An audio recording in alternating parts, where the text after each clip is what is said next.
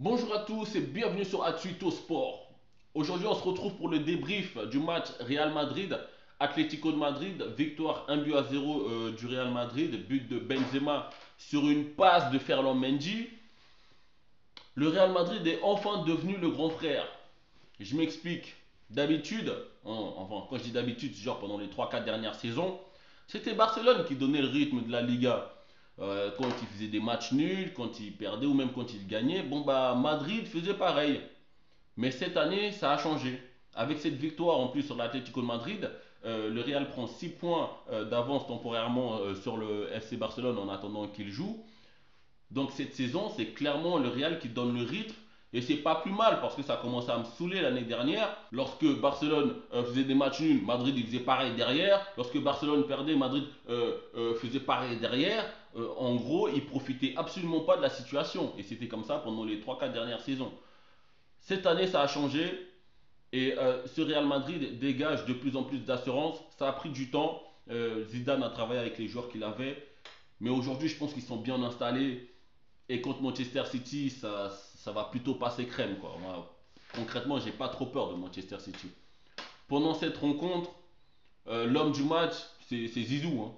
C'est personne d'autre sur le terrain. Il y avait personne pour faire des différences. À la mi-temps, Zizou, il a vu clairement que ça manquait de joueurs de vitesse. Donc pendant la première période, il n'y avait aucun joueur du côté des Real qui débordait. C'était du jeu de possession en permanence, on cherchait que ça et des frappes de loin. Rien de très dangereux pour Oblak. Donc à la mi-temps, Zizou il sort Isco et Kroos, il fait rentrer Vinicius à gauche et Vasquez à droite. Coaching gagnant parce que c'est Vinicius qui fait l'avant-dernière passe pour Ferland Mendy avant qu'il centre pour Karim Benzema.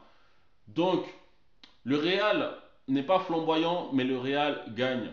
Et c'est ce Real-là qu'on a connu pendant les trois Ligues des Champions. Là. Peu importe le niveau qu'ils affichaient sur la pelouse, ça se finissait toujours par une victoire. Donc je pense que ça, c'est Zizou aussi qui l'instaure en quelque sorte. Et c'est pas plus mal. Par contre, l'Atlético de Madrid sont clairement à la dérive. Simeone, je pense qu'il est fatigué. Et même les joueurs, en fait, ce que Simeone leur demande, ça les fatigue. Voilà, ils ont acheté Joao Félix, par exemple, pour 126 millions. Joao Félix, là, c'est typiquement pas le genre de joueur que tu lui demandes de taper des 100 mètres aller-retour à chaque fois sur le terrain pour aller récupérer le ballon. Donc je pense que le football de Simeone, déjà qu'au départ, je le trouvais pas exceptionnel, hein, c'était juste des combattants qui luttaient jusqu'à la dernière seconde. Mais voilà, là en ce moment, les joueurs n'y sont plus. Et je pense que même ils sont plus assez compétents pour faire ce que Simeone demande. Et en plus de ça, on a tendance à dire oui, c'est l'une des meilleures défenses d'Europe. Ouais, c'est cool de ne pas encaisser des buts. Mais tu en marques jamais. Il marque très peu de buts cette saison, l'Atlético de Madrid.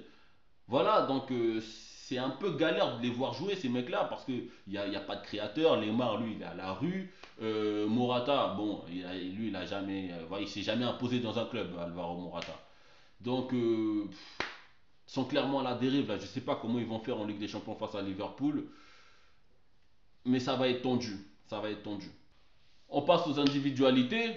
J'ai envie de dire Benzema, qui assume son rôle de numéro un du Real Madrid depuis que CR est parti et que même Hazard est arrivé. Puisque Hazard est arrivé en tant que, en quelque sorte, le remplaçant de Ronaldo. Mais il n'a pas le niveau de Ronaldo. Donc finalement, c'est Benzema qui a repris le flambeau et qui s'affiche toujours comme l'atout numéro un du Real Madrid. Et arrêtez de cracher sur lui en France. Putain, les gars, c'est. Voilà, 10 années au Real, bah on se tait, c'est tout quoi. Titulaire indiscutable, on la ferme. Point barre. C'est fini pour ce débrief. Oublie pas de t'abonner et partager à tous les fans de la Liga. Et on se retrouve bientôt sur Atsuito Sport.